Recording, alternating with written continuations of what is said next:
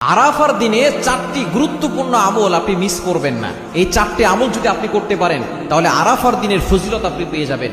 আরাফার দিন হচ্ছে এমন দিন যে দিনে দোয়া করলে আল্লাহ তাআলা দোয়া কবুল করেন।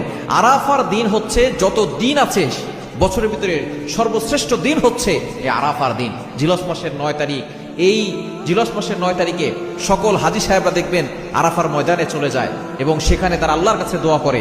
এই দিনে আপনি 4টি আমল করবেন। নাম্বার 1, 1 নাম্বার হচ্ছে আপনি রোজা রাখবেন। কেননা নবী সাল্লাল্লাহু আলাইহি ওয়াসাল্লাম জানিয়ে দিয়েছেন, ইন্নী আহতাসিবু আলাল্লাহ, আমি আল্লাহর কাছে ধারণা করছি, সিয়ামু ইয়াউমি আরাফা, যে ব্যক্তি আরাফার দিনে রোজা রাখবে, ইন্নী আহতাসিবু আলাল্লাহ আইয়ুকাফিরা সানাতাল্লাতী ক্বাবলা ওয়াস সানাতাল্লাতী বাদা, তার পূর্বের এবং পরের 1 বছরের গুনাহ আল্লাহ তাআলা ক্ষমা করে দিবেন। কেন মাজিদের আপনি কল্পনা করতে পারছেন?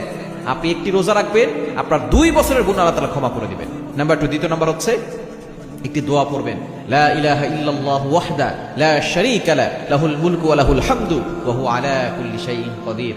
এই দোয়াটা বেশি বেশি করে পড়ার চেষ্টা করবেন।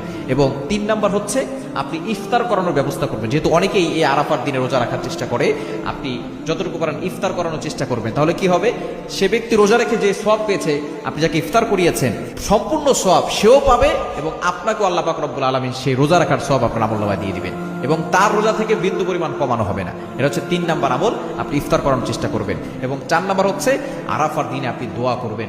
কেননা এই দিনে দোয়া করলে আল্লাহ তাআলা দোয়া ফিরিয়ে দেন না। আপনি আল্লাহর কাছে যা চাইবেন আল্লাহ পাক রব্বুল আলামিন সেটাই কবুল করবেন। সুতরাং আরাফার দিনে এই 4টি আমল কখনো মিস করবেন না।